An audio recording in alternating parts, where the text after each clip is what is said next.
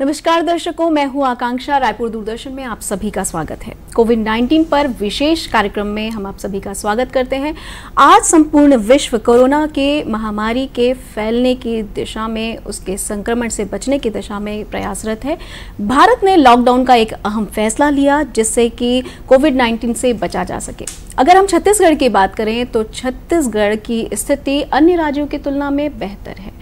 तो चलिए इस विषय पर प्रकाश डालने के लिए हम स्वागत करते हैं उनका, जो कि आज विशेषज्ञ के रूप में हमारे बीच मौजूद हैं।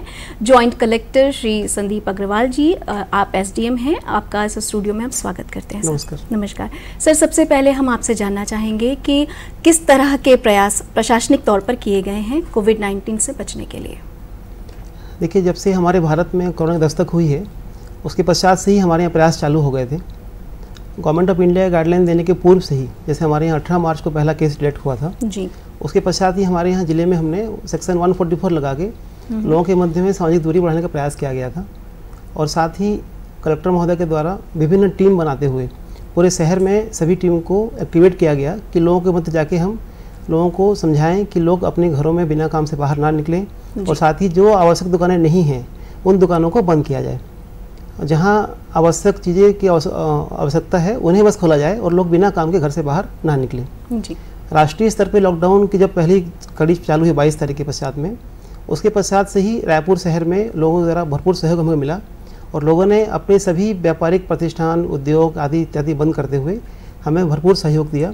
और साथ ही पुलिस प्रशासन के द्वारा भी इसमें एनफोर्समेंट में काफ़ी कड़ाई बरती गई और लोगों को इंश्योर किया गया कि लोग अपने घरों में रहें और बिना काम के घर से बाहर ना निकलें। केवल आवश्यक सेवाओं को ही छूट दी गई। और साथ ही रायपुर शहर को 8 जोन में बांटते हुए सभी जोन में हमने एक मजिस्ट्रेट की नियुक्ति की। वो मजिस्ट्रेट को गवर्नमेंट ऑफ इंडिया गाइडलाइन के अनुसार इंसिडेंट कमांडर बनाते हुए उन्हें सभी शक्तियाँ प्रदान की गई कि वो अपने जोन के अंदर में कोरोना के बचाव के लिए सभी कदम उठाएं जो आवश्यक हो जी। अब तक की जो रिपोर्ट है वो ये कहती है कि हमारे यहाँ एक जोन ऑरेंज में है और एक रेड जोन में है और बाकी जो जिले हैं वो सुरक्षित हैं, ग्रीन जोन में हैं। आपसे बातों का सिलसिला जारी रहेगा, लेकिन एक फ़ोन जो हम दर्शकों से अपेक्षित रख रहे हैं, हमें उम्मीद है कि हमारे दर्शक जिनकी जिज्ञासाएं इस विषय को लेकर हैं वो हमें फ़ोन करेंगे। आप इस प्रश्न का उत्तर दें और आप दर्शकों से अपील करते हैं कि आपके मन में जो भी जिज्ञासाएं हैं आप हमें फ़ोन कर सकते हैं। हेलो, हमारे एक दर्शक हमारे साथ जुड़ गए हैं। दूरदर्शन में आपका स्वागत है। मैं मनु करनाल से बोल रहा हूँ, हरियाणा से जी। स्वागत है आपका। मेरा सवाल ये है कि अभी जैसे लोग लेबर जो वापस आ रहे हैं जी, जो या दूसरे स्टेट से जा रहे हैं, उन लोग को या ट्रेन से आ रहे हैं या वही ट्रेन से वापस भी जा रहे हैं या दूसरी ट्रेन से वापस जा रहे हैं या स्टेट उनको हेल्प करके भेज रहा है जी। सर, हमारे जो दर्शक है वो जानना चाह रहे हैं कि किस तरह से मजदूर को लाया जा रहा है और यहाँ से भेजा जा रहा है। अभी हमारे गवर्नमेंट के द्वारा रेलवे के साथ कोऑर्डिनेट करते हुए मांग की गई है कि हमारे विभिन्न स्टेट से मजदूर लाने के लिए हमें ट्रेन की आवश्यकता है और उसके लिए हमने हमारे कुछ स्टेशन चिन्हित किए हुए हैं। इसमें जो हमारे मेन रूट है, राजनांदगांव है, रायपुर है, बिलासपुर है, विश्रामपुर है, इन स्टेशनों को चिन्हित करके दिया गया है कि हम अपने मजदूरों को यहाँ पर उतारेंगे। उतारने के पश्चात में उनको जो क्वारंटाइन अवधि है उसका पालन कराते हुए उनको वापस भेजा जाएगा। इसके लिए भी गवर्नमेंट ऑफ इंडिया से कोऑर्डिनेशन करते हुए हमारे जो सेक्रेटरी जीएडी हैं श्री कमलप्रीत सिंह साहब, वो इसको कोऑर्डिनेट कर रहे हैं और इसमें लगे हुए हैं। कुछ स्टेट के द्वारा अपने मजदूरों को लाने के लिए बसें भी भेजी गई हैं। जैसे झारखंड के द्वारा अभी हमारे जो मजदूर हमारे फंसे हुए हैं उनको लाने के लिए बसें भेजी गई हैं। तो विगत 2 दिनों में हमने करीब करीब उनके 1500 मजदूरों को यहाँ से भेजा है बसों के माध्यम से। उसी प्रकार से हमारा स्टेट भी प्रयास कर रहा है, क्योंकि हमारे स्टेट से दूरी बहुत ज़्यादा है तो बस से लाना संभव नहीं हो पाएगा, अतः हम ट्रेन की व्यवस्था में लगे हुए हैं। जैसी भी व्यवस्था हो जाएगी मजदूरों को वापस लाया जाएगा जी। जैसा कि इस फ़ोन के पहले हमारा प्रश्न था कि रेड जोन में अभी रायपुर है, तो इससे निपटने के लिए किस तरह की तैयारी यहाँ की जा रही है? अभी एमएचए गाइडलाइन के अनुसार हमारे स्टेट के अंदर में 26 जिले ग्रीन जोन में है जी। रायपुर रेड जोन में है एवं कोरबा जो है अभी ऑरेंज जोन में है। अपने अगले हफ्ते जो नया गाइडलाइन आएगा नया, उसमें कुछ बदलाव हो सकते हैं, लेकिन वर्तमान में ये कि रेड जोन में होने के कारण में जो छूट बाकी जिलों को मिली हुई है उतनी छूट हमने यहाँ प्रदान नहीं किया हुआ है जी। केवल जो गवर्नमेंट ऑफ इंडिया गाइडलाइन प्रदान किया कि उद्योग, आवश्यक जो वस्तुओं की दुकानें हैं वो या ऐसी दुकानें हैं जिन्हें खोलने के लिए अनुमति दी गई है उनको ही टाइम लिमिट से खोलने दिया जा रहा है और बाकी लोगों को खोलने नहीं दिया जा रहा है। इसके अलावा इंटर डिस्ट्रिक्ट मूवमेंट जो भी किसी करना है तो उनके लिए पास अनिवार्य किया गया है कि आप बिना पास के डिस्ट्रिक्ट मूवमेंट नहीं करेंगे। ताकि हम एक ट्रेस कर सकें कि लोग कहाँ से कहाँ जा रहे हैं और कहाँ आ रहे हैं, ताकि कोई कंटेनमेंट में कोई वृद्धि ना हो। और जहाँ हमारे केस मिले थे उस एरिया में विशेष तौर पे उसको कंटेनमेंट जोन बनाते हुए उसका लॉकडाउन किया गया है और वहाँ पे आवाजाही बंद की गई है। जी, एक सवाल और ये उठता है कि जो मजदूर आ रहे हैं या जो बाहर के लोग आ रहे हैं और जो यहाँ से बाहर जाने के इच्छुक हैं, ऐसे लोगों के लिए क्या व्यवस्था प्रशासन द्वारा की जा रही है? और जो एक भय की स्थिति है लोगों के मन में कि क्वारंटाइन करने की क्या व्यवस्था यहाँ पे है, इस विषय पर भी कुछ प्रकाश डालिए। देखिए, जैसे कि विभिन्न वर्ग के लोग हमारे यहाँ बाहर से आ रहे हैं, बीच में भी जैसे मजदूरों का अभी चालू हुआ है, उसके पहले भी बहुत से जो लोग किसी कारणवश, जिसके घर को देहांत हो गया है, कोई मेडिकल इमरजेंसी है, किसी कारणवश जो बाहर से हमारे यहाँ आए हैं, तो उनको हमने क्वारंटाइन करने के लिए 2-3 विधि अपनाई हुई थी। पहला ये था कि हमारे गवर्नमेंट के द्वारा 3-4 सेंटर बनाए गए हैं, जैसे कि हमारे निमोरा में SIRD सेंटर है, वहाँ पे संस्थान बनाया गया है। नया रायपुर में SIFRD सेंटर है, वहाँ पे भी हमने सेंटर। सर, एक और दर्शक हमसे जुड़ गए हैं, हम उनका फ़ोन लेना चाहेंगे। आपका स्वागत है। हेलो हेलो हेलो जी, नमस्कार। तो हम लोग गुजरात में हैं। जी, आप गुजरात से बोल रहे हैं? कौन बोल रहे हैं? फंसे हैं अभी। अच्छा, आपका प्रश्न? ईश्वरलाल साहू जी, ईश्वर साहू जी, आपका स्वागत है। आप अपना प्रश्न कीजिए। लोगों को जाने का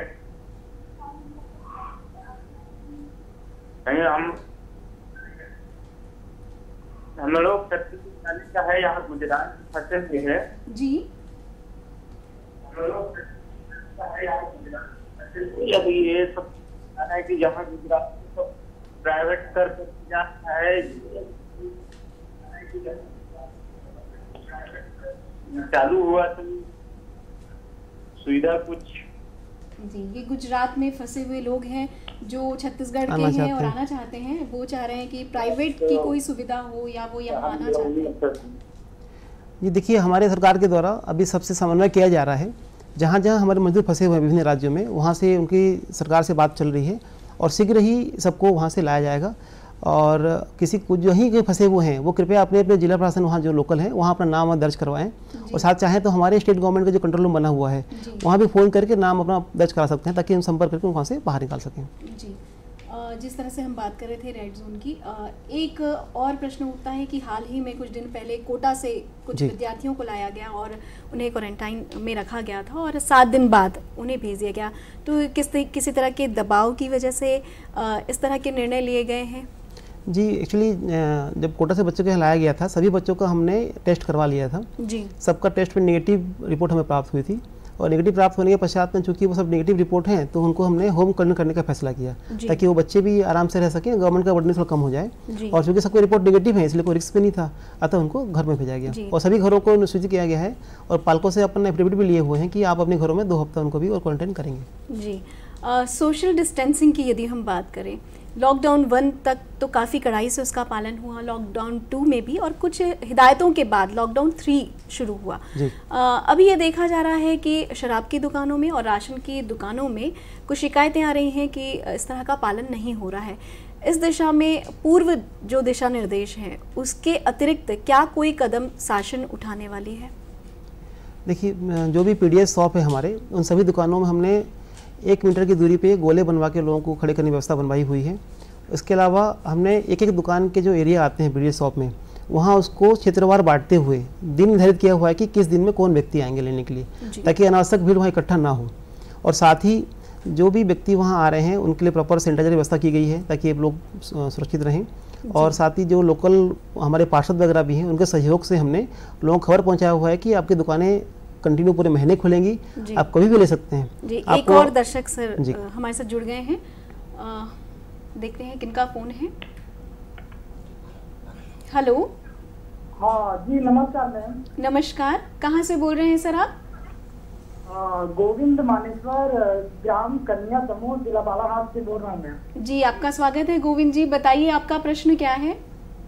जी, हमको जैसे हाल ही में अभी बहुत से मजदूर काम के लिए दूसरे राज्य गए थे जी, तो जैसे वो आ रहे हैं तो क्या वो जहाँ पे वहीं सुरक्षित थे तो उनको आने आ रहे हैं? अभी हाल ही में जैसे कवर्धा में भी 4-5 केस कोरोना के आए मजदूर में जी, तो शासन से अपील है कि जहाँ वो थे तो वहाँ भी सुरक्षित रहते थे, तो उनको आने के लिए दे रहे हैं, तो ऐसा नहीं। जी, जैसा कि मैंने थोड़ी देर पहले प्रश्न किया था, एक भय की स्थिति है कि जो बाहर से आ रहे हैं मजदूर, तो इस प्रश्न का जवाब नहीं, बिल्कुल इसके पूरा ध्यान रखा जा रहा है हमारे द्वारा। जो भी मजदूर या कोई व्यक्ति बाहर से आ रहा है उनको प्रॉपर क्वारंटाइन किया जा रहा है। बल्कि हमने रायपुर में जो मजदूर हमारे यहाँ आएंगे उनको सबको क्वारंटाइन करने के लिए संस्थान बनाया हुआ है, और जो भी मजदूर बाहर आ रहे हैं उनको अनिवार्य रूप से वहाँ रखा जा रहा है, और क्वारंटाइन अवधि पूरी होने के पश्चात ही उनको वहाँ छोड़ा जा रहा है। किसी भी व्यक्ति को जो बाहर से आ रहे हैं उन्हें किसी भी हालत में घर में उनको नहीं जाने दे रहे हैं हम।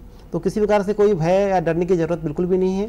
शासन के द्वारा पूरे प्रिकॉशंस लिए जा रहे हैं, सावधानी बरती जा रही है, और लोगों को बिल्कुल समझाया जा रहा है कि आप लोग जहां हम व्यवस्था कर रहे हैं अच्छी व्यवस्था है, वहां रहिए अच्छे से। 2 हफ्ता के पश्चात में अपने घरों को जाइए, ताकि आप भी सेफ रहें, घर वाले भी सेफ रहें और समाज सेफ रहे।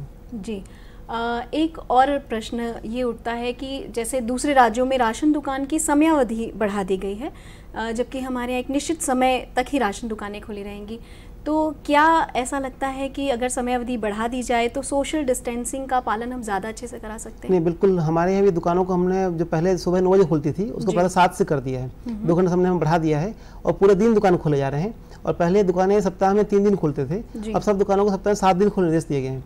तो हमारे भी टाइम बढ़ाया गया है, दिन भी बढ़ा दिए गए हैं, और दुकान पूरे महीने खुलेंगे। लोग कभी भी आके ले सकते हैं, ऐसे नहीं कि 2 दिन में आके लेना है उनको, तो लोग आराम से इत्मीनान से आके ले सकते हैं, ताकि लोग सेफ रहें। जी, एक और प्रश्न ये उठता है कि प्रदेश के बाहर जो आम व्यक्ति जाना चाहता है, या जो बाहर फंसे प्रदेश के आम व्यक्ति हैं जो आना चाहते हैं अपने प्रदेश में, उनके लिए किस तरह की अनुमति की व्यवस्था है? देखिए, मैं पहला तो ये निवेदन करूंगा कि जो व्यक्ति जहां रुके हुए हैं, अगर समस्या नहीं है तो ये प्रयास करें कि वहीं रहें जब तक लॉकडाउन खत्म ना हो जाए। और किसी बहुत ही इमरजेंसी स्थिति है, कोई आपातकालीन परिस्थिति है, या कोई घर में किसी का गमी हो गया है, उस कंडीशन में सभी जिलों के कलेक्टर को ऑथराइज किया गया है कि वो ऐसे लोगों को पास जारी करें। तो हमारे यहाँ रायपुर जिले में हमने कलेक्टर साहब के द्वारा तहसील कार्यालय में पास के लिए आवेदन की व्यवस्था की गई है। जिन व्यक्ति को भी बाहर जाना है, अत्यंत आवश्यक जाना जिसको हो, उन व्यक्तियों के लिए पास के लिए अपना आवेदन कर सकते हैं। उन आवेदनों पर निर्णय करें, उन पास जारी किया जा रहा है। सर, एक और फोन कॉल है, एक और दर्शक हमसे जुड़े हैं। हेलो, नमस्कार। हेलो, हाँ नमस्ते मैम। नमस्कार, कहाँ से बोल रही हैं आप? मेरा नाम कुमारी सोनी है, जिला बलौदाबाजार, छत्तीसगढ़ से मैम। जी, स्वागत है आपका। अपना प्रश्न कीजिए सोनी जी। हाँ, मेरा प्रश्न ये है मैडम कि जैसे बाहर से मजदूर आ रहे हैं तो उन लोगों का टेस्ट कराकर, मतलब क्या उसको उसी जिला में जहाँ से वो है तो वही जिला में भेजते हैं क्वारंटाइन करने के लिए, या फिर दूसरे जिला में भी भेजते हैं? जी, बहुत ही अच्छा प्रश्न इन्होंने उठाया है कि जो मजदूर जिस जिले के हैं वहाँ क्वारंटाइन किया जा रहा है या जी बिल्कुल। देखिए, इसीलिए हमने करीब 12 स्टेशन का चुनाव किया है जहाँ पे लोग उतारा जाएगा। उसमें विभिन्न जिले हैं, वहाँ के जो समीपवर्ती जिले हैं, लोग मजदूर पहले यहाँ उतरेंगे, फिर इनको वहाँ से जिले में भेज दिया जाएगा, और जिले के अंदर ही एक संस्था बनाया जाएगा जहाँ पे इनको क्वारंटाइन किया जाएगा। जी, आपसे बातों का सिलसिला जारी रहेगा, पर अभी हम लेते हैं एक छोटा सा विराम।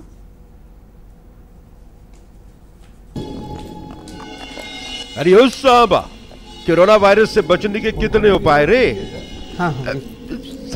सरदार अरे साहबा, डरो मत रे, बोलो बोलो। सरदार, पहला है लोगों से दूरी बनाए रखना, बार बार साबुन से हाथ धोना या सैनिटाइज करना, और सबसे जरूरी है घर पे रहना। अधिक जानकारी के लिए संपर्क करें स्टेट हेल्पलाइन या 24 घंटे वाली national helpline toll free number 1075।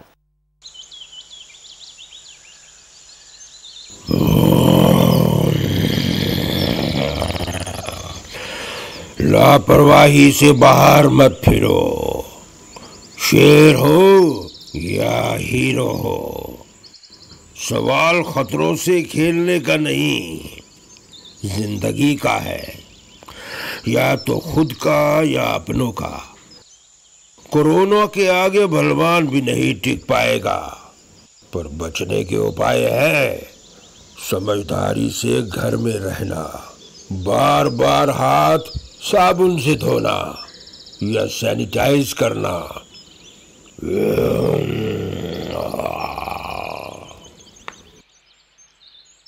अधिक जानकारी के लिए संपर्क करें स्टेट हेल्पलाइन या 24 घंटे वाली national helpline toll free number 1075।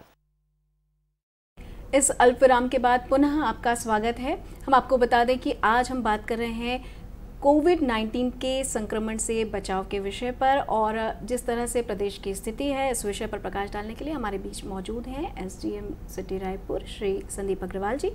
तो चलिए बातों का सिलसिला जारी रखते हैं। जो दर्शक हमसे जुड़ना चाहते हैं उन्हें हम बता दें हमारा टोल फ्री नंबर 1800-1800-233-233 9418-9418, इस पर आप हमसे संपर्क कर सकते हैं। तो चलिए बातों का सिलसिला जारी रखते हैं।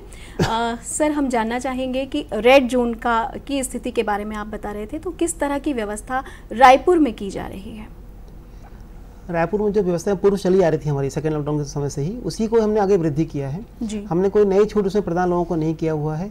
साथ ही इंटर स्टेट मूवमेंट को पूरी तरह से रेस्ट्रिक्ट किया गया है कि जो भी व्यक्ति यहाँ आते या जाते हैं उनकी पूरी ट्रैकिंग हमारे पास में रहे, ताकि लोग कहाँ से आए हैं, कहाँ से गए, अगर कोई किसी को बीमारी पाई जाती है तो ट्रेसिंग करने में हमें आसानी हो जी। साथ ही हमने दुकानों खोलने बंद करने की समय सीमा बांधी हुई है, और जो आवश्यक दुकानें नहीं हैं उनको खोलने की उनको अनुमति नहीं दी जा रही है जी। एक और फोन है, एक दर्शक और। नमस्कार, कहाँ से बोल रहे हैं आप? हेलो। हाँ, मैं नागपुर से रमेश साहू बोल रहा हूँ जी। रमेश जी, स्वागत है आपका। एक्चुअली हम लोग नागपुर में रहते हैं और हमारा गांव छत्तीसगढ़ धमधा है जी। तो मेरा लड़का भिलाई में पढ़ाई करता है डी.फार्म का जी।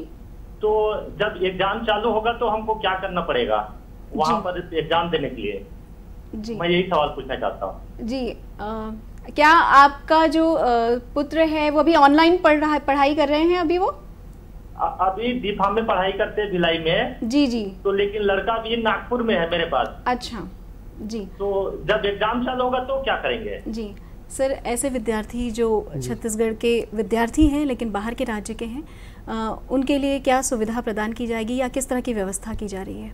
अभी फिलहाल तो कोई भी एग्जाम्स हमारे हो नहीं रहे हैं, सभी एग्जाम को हमने पोस्टपोन कर दिया गया है जी। और लॉकडाउन अवधि तक कोई भी एग्जाम हमारे नहीं होंगे। अभी लॉकडाउन समाप्त होने के पश्चात ही एग्जाम्स वगैरह होंगे, और जैसे जैसे समाप्त किया जाएगा तो लोगों के मूवमेंट को भी हम उसमें काफ़ी सारी छूट दिया जाएगा। और जो भी छात्र ऐसे फंसे हुए हैं कहीं मान लीजिए बाहर, तो वो हमारे यहाँ जो भी हमारा नंबर है वहाँ अप्लाई करके नाम दर्ज करेंगे, उनको आने छूट दी जाएगी जी। प्रशासन की तरफ से भी कुछ टोल फ्री नंबर दिया जा रहा है हमारे यहाँ जो भी मजदूर कहीं फंसे हुए हैं पूरे इंडिया के अंदर में या भारत राज्य के कहीं भी, तो वो हमारे नंबर 0771-244-3809 ये श्रम विभाग का नंबर है। यहाँ पे फ़ोन करके अपना नाम पता दर्ज करा सकते हैं, तो जब भी हम लोगों को वहाँ से निकालने का काम करेंगे या यहाँ भेजने का काम करेंगे उनको हम सूचित किया जाएगा जी। अब हम स्वास्थ्यगत सेवाओं की यदि बात करें तो कहाँ पर जाँच के सेंटर बनाए गए हैं? देखिए, सर्वप्रथम तो रायपुर में हमारे यहाँ एम्स में ही जांच की जा रही थी। उसके पश्चात रायपुर में, मेकाहारा में, बिलासपुर में, रायगढ़ में, जगदलपुर में और सरगुजा में यहाँ पे जांच प्रारंभ कर दिया गया है और सब जगह जांच हो रही है जी। एक और प्रश्न हम जानना चाह रहे थे कि लॉकडाउन में जिस तरह से पालन पहली बार में हुआ और जो दूसरी बार में हुआ, किस तरह की आपको अपेक्षाएं हैं आम दर्शकों से जो लॉकडाउन 3 में होनी चाहिए और आपको लगता है कि अपेक्षाकृत उस तरह से नहीं हो रही है? देखिए, लोगों ने हमें पहले दोनों चरणों में काफ़ी सहयोग किया है। काफ़ी हद तक लोग अपने घरों में रहे। लोग यहाँ तक कि अपने घरों में मेड या सर्वेंट या ड्राइवर उनको भी लोगों ने नहीं बुलाया जी। लोग काफ़ी परेशान रहे मानते हैं, लेकिन अभी ये समस्या हमारी ख़त्म नहीं हुई है। तो लोगों से हम निवेदन करना चाहेंगे कि लोग तीसरे चरण में हम इतने सहयोग प्रदान करें ताकि हम इस समस्या का पूर्ण रूप से समाधान कर सकें। अगर लोग अभी प्रेफरेंस छोड़ के अगर अभी से बाहर आना शुरू हो जाएंगे तो हमारे लिए थोड़ी सी चीज़ें मुश्किल हो जाएंगी। केवल अगर आवश्यक हो, अगर लोगों को जरूरी हो तभी लोग घर से बाहर निकले, या जिन्हें काम में जाना वही बाहर निकले। और साथ ही जो कुछ बेसिक प्रोटोकॉल है लाइफ में अपने, उनको फॉलो करना बहुत ज़रूरी है। जैसा कि आप जब भी कहीं घर से बाहर से अंदर आएँ तो पहले अपने हाथ साबुन से धोया कीजिए, सैनिटाइजर इस्तेमाल कीजिए। घर से बाहर निकल रहे हैं तो मास्क पहनिए, लोगों से दूरी बना के चलिए, लोगों से जहाँ तक संभव हो लोगों से हाथ न मिलाएं, बिल्कुल ना मिलें। और जो भी कार्यालय में काम कर रहे हैं वहाँ प्रॉपर सैनिटाइजेशन होना चाहिए, वहाँ भीड़ भाड़ कम हो, एक दूरी की व्यवस्था पूरी प्रॉपर हो। घर में भी आप जो भी लोग आपसे मिलने कोई भी आ रहा है तो उनको प्रॉपर उसका फॉलो करवाएं। ये सब सावधानियां बरतने से ये समस्या अपने आप धीरे धीरे खत्म हो जाएगी, क्योंकि इसका सावधानी और बचाव इसका उपाय है, कोई इसका और अन्य उपाय नहीं है जी। एक और दर्शक हमसे जुड़ गए हैं। हेलो, नमस्कार। हेलो हेलो, हाँ नमस्कार, कहाँ से बोल रही हैं आप? मैं उषा जी का जी। उषा जी, स्वागत है आपका। आपका प्रश्न? से बोल रही हाँ जी उषा जी बताइए, आपका प्रश्न क्या है? मेरा प्रश्न ये है कि अभी कोविड-19 के समय पर संक्रमण में अभी पूरा देश चल रहा है जी, और इस समय पर जो है अभी जैसे कि गवर्नमेंट के पास आंदोलन भी चलाया गया है और छत्तीसगढ़ की पोजीशन तो बहुत ही अच्छी है जी इंडिया में। तो ये शराब की दुकानें जो खुलवाई गई है इससे जो है कुछ अराजकता की बढ़ गई है। जो लोग घर में लॉकडाउन है उनको भी चिंता होगी कि संक्रमण और ज्यादा तरीका बनते हैं जी। तो इस विषय में मैं जी आपका प्रश्न एक बार फिर से दोहराएंगी? मैं ये बोलना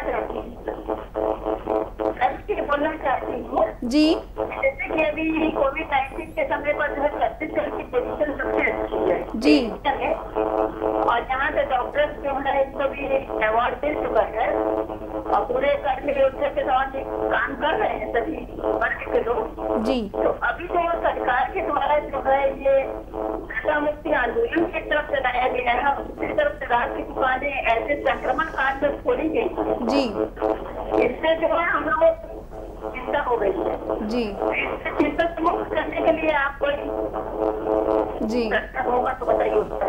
जी उषा जी का प्रश्न ये था कि एक तरफ संक्रमण से हम लड़ रहे थे और ऐसे में शराब दुकान का खुल जाना चिंता का विषय बन गया है। इस दिशा में सरकार किस तरह के आगे एहतियाती कदम उठाने वाली है? देखिए, सरकार के द्वारा कुछ सोच समझ के निर्णय लिया गया है और न केवल छत्तीसगढ़ बल्कि पूरे भारत में ही दुकानें सरकार के गाइडलाइन के साथ खोला गया है जी। और जहाँ जहाँ ग्रीन या ऑरेंज जोन है वहीं पे दुकानें खोली गई हैं। रायपुर शहर में शहर के अंदर दुकान नहीं खोली गई हैं और जहाँ भी दुकानें खोली गई हैं वहाँ पे प्रॉपर डिस्टेंसिंग बनाने हेतु व्यवस्था कराया गया है। थोड़ी बहुत एक आध दिन दिक्कतें हुई है लेकिन दिक्कतों दूर करने का प्रयास किया जा रहा है और जो भी इसमें समस्या आएंगी उनको ध्यान में रखते हुए फिर निर्णय लिया जाएगा जी। ऐसा हमें भी सुनने में आया है कि कुछ ऑनलाइन ऐप का भी प्रयोग इस सोशल डिस्टेंसिंग के पालन के लिए किया जा रहा है, क्या कुछ इस तरह के गाइडलाइंस भी हैं? जी, हमारे यहाँ गवर्नमेंट के द्वारा एक ऑनलाइन ऐप लॉन्च किया गया है, वो बहुत ही इनिशियल स्टेज पे है। उसका जो भी रिस्पांस होगा देखकर आगे इसमें काम किया जाएगा। जी, आम दर्शक से आप कुछ कहना चाहेंगे? सर इससे पहले एक फ़ोन है यहाँ पे। हेलो, नमस्कार। नमस्कार मैम जी, कहाँ से बोल रहे हैं आप? मैं जी रायपुर छत्तीसगढ़ से बोल रहा हूँ। जी, आपका नाम? विवेक राय।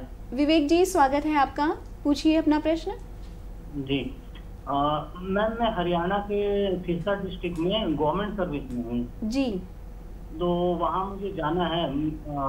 मैं लीव लेके आया हुआ था लेकिन तब तक लॉकडाउन लग गया, लेकिन अब मैं चाहता हूँ कि मैं ड्यूटी ज्वाइन करूँ, तो इसके बारे में जानना था कि मैं क्या माध्यम है जाने का। जी, दूसरे राज्य में अपनी सेवाएं दे रहे हैं। ऐसे काफ़ी लोग हैं जो कहीं और सेवा कर रहे थे लेकिन इस बीच में रायपुर आए थे, फंस गए थे। जी, देखिए, मैं आपको बताना चाहूँगा पहले तो कि कोई भी हमारे पास में ट्रांसपोर्ट अवेलेबल अभी नहीं है। आप जैसे जानते हैं कि ट्रेन, बस और प्लेन सभी बंद है और हरियाणा के बहुत दूर है। अगर आपको जाना होगा तो अपने स्वयं के माध्यम से जाना पड़ेगा, अपनी किसी कार से जाना पड़ेगा जी। और उसके लिए आप अगर प्रॉपरली पास का अप्लाई करेंगे, क्योंकि अब वहाँ सर्विस में है जी, तो आपको पास प्रदान किया जाएगा। लेकिन आप जिस गाड़ी में जाना चाहते हैं वो गाड़ी फिर वापस से छोड़ के यहाँ पे आएगी, तो उस गाड़ी के ड्राइवर को फिर यहाँ क्वारंटाइन करना पड़ेगा हमें जी। तो वो सब चीज़ सोच के ही आप पास का अप्लाई करें कि वो आपका जो गाड़ी जाएगा वापस जो आएगा उन्हें यहाँ क्वारंटाइन में रहना पड़ेगा जी, ताकि बाकी जो लोग हैं वो सेफ रहें।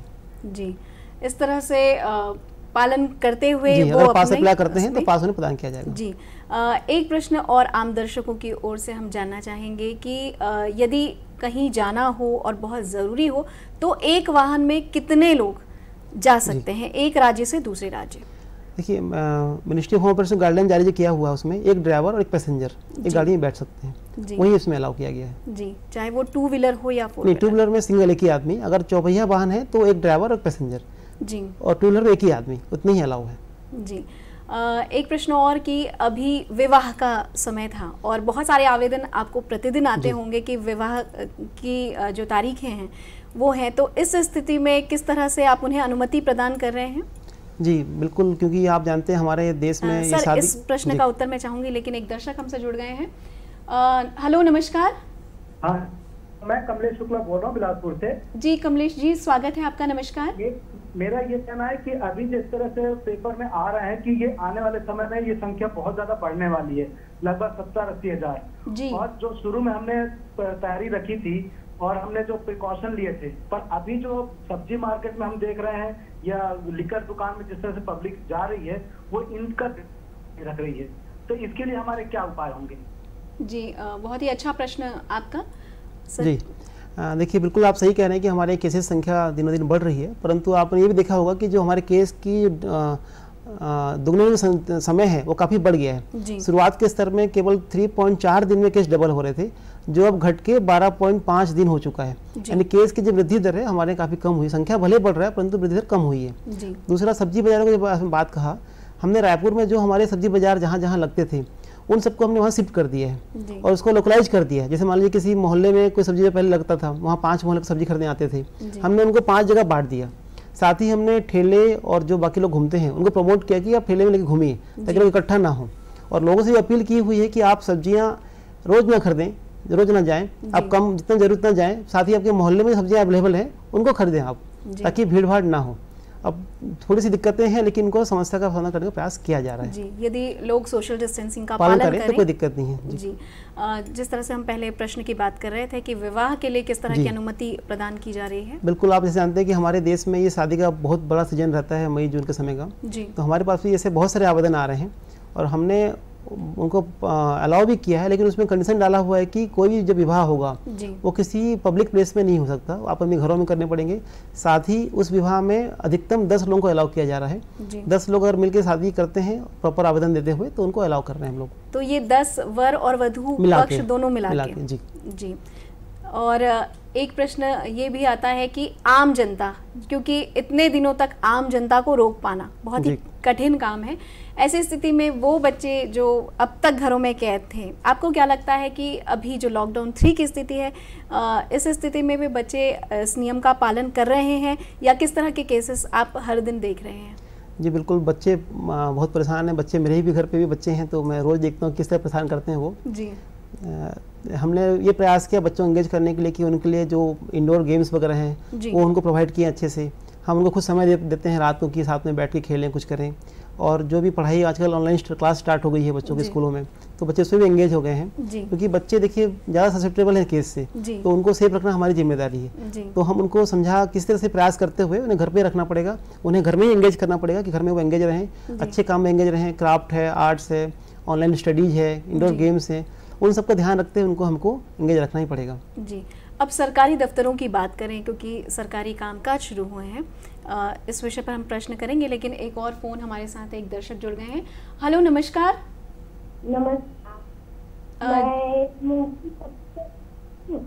जी, कौन बोल रही हैं आप, कहाँ से? एक बार पुनः अपना नाम बताएं। जी, कौन बोल रही हैं? दुर्गा जी, मुंगेली से। हेलो। हाँ दुर्गा जी, स्वागत है आपका। हाँ, वो भाभी ना वो ना। जी, आप अपना प्रश्न कीजिए। भाभी भैया ने हम लोगों का वो फंसे हुए हैं। अच्छा, भाभी भैया आपके बाहर फंसे हुए हैं? हाँ, आना चाहते हैं। अच्छा, तो कौन से राज्य में फंसे हैं वो? कौन से राज्य? मध्य प्रदेश से वो छत्तीसगढ़ आना चाहते हैं। हाँ जी। भाभी जो है वो प्रेग्नेंट है। अच्छा, वो घर आना चाहती। जी, इनकी जो भाभी है वो प्रेग्नेंट है और दूसरे राज्य में फंसी हैं, ये लोग उन्हें घर लेकर आना चाहते हैं। इस विषय पर आपका जवाब? जी देखिए, उन्होंने कहा कि एमपी में फंसे हुए हैं। एमपी के बहुत सारे एरिया हमारे रेड जोन में आते हैं जी, और एमएचए गाइडलाइन के अनुसार रेड जोन से मूवमेंट बिल्कुल प्रतिबंधित है जी। तो उनको भी वहाँ से आने की सलाह तो हम नहीं देंगे, और चूंकि वो प्रेग्नेंट भी हैं तो उनके लिए सफ़र इतना लंबा करना किसी रोड माध्यम से करना उचित नहीं है। तो मेरी सलाह तो ये है कि वो जहाँ अभी हैं वहीं रुके रहें। अगर समस्या है तो वहाँ के जो लोकल प्रशासन संपर्क करके समस्या बताएं, या हमारे जो नंबर मैंने बताया आपको उसमें संपर्क कर सकते हैं हमारे से। जो समस्या होगी उनकी हम उनको दूर करेंगे। जी, सरकारी कामकाज किस तरह से और किस दिशा निर्देश के अनुसार प्रारंभ हुआ है? शुरुआत में तो हमने ये किया हुआ था कि सभी जो अधिकारी हैं वो वर्क फ्रॉम होम करेंगे जी, और अपने यहाँ सेटअप बनाएंगे कि वो घर से ही काम करें। और जो क्लास 3 क्लास 4 के कर्मचारी हैं वो न्यूनतम संख्या में कार्यालय आएंगे और जो आवश्यक हो तभी काम किया जाएगा, क्योंकि अब काफ़ी लंबा समय हो गया है और दूसरे काम भी बहुत ज़रूरी काम जो प्रभावित हो रहे हैं उनको देखते हुए शासन का निर्णय लिया गया है कि सभी कार्यालयों में आवश्यक स्टाफ सहित सभी ऑफिस खोले जाएँ। तो हमने भी अपने ऑफिस वगैरह में शिफ्टिंग बनाते हुए काम किया हुआ है कि लोग इकट्ठे होर्डिंग में ना आए। जैसे कि ऑफिस खोलने समय 10:30 रहता है, तो हमने निर्देश दिया हुआ है कि लोग 10 बजे, 11 बजे और 12 बजे आएँ और शाम के समय 4 बजे, 5 बजे, 6 बजे ऑफिस से निकलें, ताकि ज़्यादा भीड़ भी ना हो और लोग वहाँ पर काम उनका चलते भी रहे। रायपुर में हमने सर एक और फोन है। हेलो, नमस्कार। हेलो, नमस्कार। नमस्ते जी। जी, कहाँ से बोल रही हैं आप? मैं रायपुर से बोल रही हूँ, प्रीति शुक्ला। जी प्रीति जी, स्वागत है आपका। जी, मैं एक शिक्षिका हूँ और मैं ये जानना चाहती हूँ कि हमारे यहाँ तो बच्चों की संख्या एक एक क्लास में बहुत अधिक होती है, तो आगे स्कूल को हम किस तरीके से एक, और दूसरा कि अगर हम जब टेस्ट कराते हैं तो मैडम कितने दिनों में हमको हार्डली हमको रिजल्ट मिल जाता है? जी, बहुत ही अच्छा प्रश्न है आपका। सर, इनका पहला सवाल कि जो छात्र संख्या है कक्षाओं में वो बहुत ज़्यादा है, तो आगे कैसे इसका संचालन होगा? देखिए, इस पे गवर्नमेंट के द्वारा उचित निर्णय लिया जाएगा। जो इनिशियली अभी बात चल रही है कि हम सब स्कूलों को शिफ्ट में चलाया जाएगा, ताकि एक शिफ्ट में जो बच्चे हैं और आधे हो जाएं, आधे होने के पश्चात में उनको दिक्कत नहीं है, लेकिन निर्णय इस पर भी हुआ नहीं है, निर्णय किया जाएगा। दूसरा उन्होंने पूछा कि टेस्ट के बारे में, क्योंकि टेस्ट 2 टाइप के हो रहे हैं। एक होता है का आपका जो रेगुलर टेस्ट जो हम करते हैं उसका रिजल्ट आपका एक दिन पश्चात मिलता है, जैसे हम आज सैंपल आज हमने दिया तो कल उसका टेस्ट हमको रिपोर्ट मिल जाता है। दूसरा रैपिड टेस्ट है, रैपिड टेस्ट में सिर्फ 10 मिनट में रिजल्ट उसका मिल जाता है। लेकिन अभी टेस्ट हम सिर्फ उन्हीं कर रहे हैं जो या तो किसी ट्रैवल हिस्ट्री में है या किसी कॉन्टैक्ट में आए हैं या किसी को इनको शंका है कि उनके कोरोना हुआ है, तभी टेस्ट किया जा रहा है, अन्यथा टेस्ट उनका नहीं कर रहे हैं। जी, हम बात कर रहे थे रायपुर में सरकारी दफ्तरों की। जी, तो वो हमने रायपुर कलेक्ट्रेट में हमने व्यवस्था बनाई हुई है कि जितने भी हमारे लोग आवेदन देने आते हैं उनके लिए हमने काउंटर बना दिया है, ताकि लोग काउंटर के बाहर से अपना आवेदन हमको दे दें और आवेदन को हम प्रोसेस करते हुए आगे काम करें, ताकि हमारे जो कर्मचारी हैं आम पब्लिक के संपर्क में ना आए और सेफ रहें। जी, एक बार फिर से हम दर्शकों के लिए आपसे जानना चाहेंगे कि आपकी हेल्पलाइन नंबर वो आप बता दें। देखिए, हमारे पास 3-4 हेल्पलाइन नंबर है। पहला है 104 जी। और कोई भी किसी भी तरह से कोरोना में कहीं पीड़ित है, कोई समस्या कहीं भी जुड़ा हुआ है, तो 104 में कॉल करके अपनी समस्या बता सकता है। अगर विशेष तौर पे खाने की समस्या किसी को है, खाने पीने की समस्या, खाना नहीं मिल पा रहा है, राशन नहीं मिल पा रहा है, तो उसके लिए 40555740 0771 40555740 इस नंबर पर अगर फ़ोन करते हैं तो उनके राशन या खाने की व्यवस्था हम कर सकते हैं। हमारे ज़िले के द्वारा हम अभी तक 80,000 पैकेट राशन बांट चुके हैं और प्रतिदिन हम लोग करीब 40,000 पैकेट पका हुआ खाना भी हम वितरित करवा रहे हैं जी। जो भी समस्या हो तो उसमें कॉल कर सकते हैं। तीसरा, अगर कोई श्रमिक कहीं फंसा हुआ है, चाहे अपने स्टेट में हो कहीं बाहर भी हो, तो वो 2443809 0771 2443809 इस नंबर पर कॉल कर सकता है। इन नंबरों में कॉल करके आप जो भी समस्याएं हैं वो उसमें आप संपर्क कर सकते हैं। जी, इस दौरान जो आप व्यवस्था देख रहे हैं, क्या पुलिस को किसी तरह की समस्या का सामना करना पड़ रहा है या स्वास्थ्य कर्मी को किसी तरह की सामना करना पड़ रहा है? इस तरह के कोई केस आप तक पहुंचे? जी, हम लोग यहाँ काफ़ी फॉर्चुनेट है कि हमारे से समस्या यहाँ नहीं आई है। लोग हमें भरपूर सहयोग कर रहे हैं और हम उम्मीद भी करते हैं कि लोग हमें सहयोग ऐसा करते रहेंगे। न केवल आम जनता, व्यवसायी चाहे कोई भी रहे, सब कोई हमारी बातों को ध्यान सुन रहे हैं, उसको फॉलो कर रहे हैं। और पुलिस और प्रशासन दिन रात मेहनत कर रही है लोगों को सेफ रखने के लिए, राज्य को सेफ रखने के लिए, और लोगों की सहयोग भी मिल रहा है और सहयोग ऐसा मिलता रहे ऐसा मैं उम्मीद करता हूँ। जी, एक और दर्शक हमसे जुड़ गए हैं। हेलो, नमस्कार। हेलो जी, नमस्कार, कहाँ से बोल रहे हैं आप? बलौदा बाजार से बोल रहा हूँ मैडम। जी नमस्कार सर, अपना नाम बताएं। मोतीदास मानिक जी नाम है जी। आपका प्रश्न?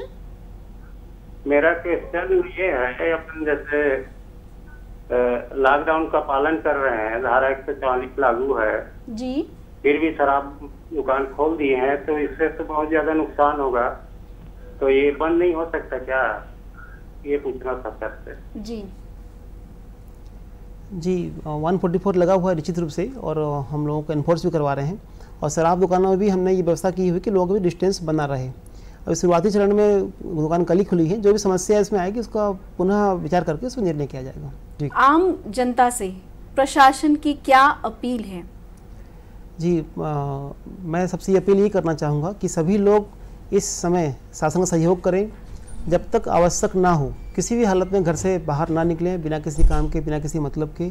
अगर कोई बहुत ज़रूरी काम है, आपको राशन खरीदना जाना है, कुछ भी करना है, तो जो भी सोशल डिस्टेंसिंग का पालन किया जाए, अपने आप को सेफ रखें, मास्क पहन के ही जाएं, गाड़ियों में जो संख्या निर्धारित की गई उसी संख्या बैठ के जाएं, अनावश्यक ना घूमें। और साथ ही शासन को जो हमने लोगों को हेल्प करने की मुहिम चलाई हुई, वहाँ भी हमको हेल्प करें। जी, व्यापारी संघ का कोई दबाव शासन प्रशासन पर?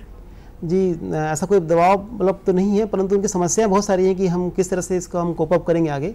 तो उनकी समस्याओं को हम सुन के समाधान करने का प्रयास कर रहे हैं और उनकी तरह हमें बहुत सहयोग दिया गया है। पूरे पिछले 1.5 महीने से उन्होंने हमें भरपूर सहयोग दिया है और मैं उम्मीद करता हूं कि अभी भी वो सहयोग करेंगे और जो भी उनकी समस्याएं हैं जेन्युइन जो हमारे स्तर पे हैं, उनको हम समाधान करने का बिल्कुल प्रयास कर रहे हैं। जी संदीप जी, आपने काफ़ी महत्वपूर्ण जानकारी हमें दी और हम उम्मीद करते हैं कि जिस तरह से जनता का साथ अब तक हमें मिला है और प्रशासन जिस तरह से अपनी मुहिम छेड़े हुए है, प्रयासरत है, इस तरह से हम अपने छत्तीसगढ़ को कोरोना मुक्त बना पाएंगे, अपने देश को कोरोना से मुक्त करा पाएंगे।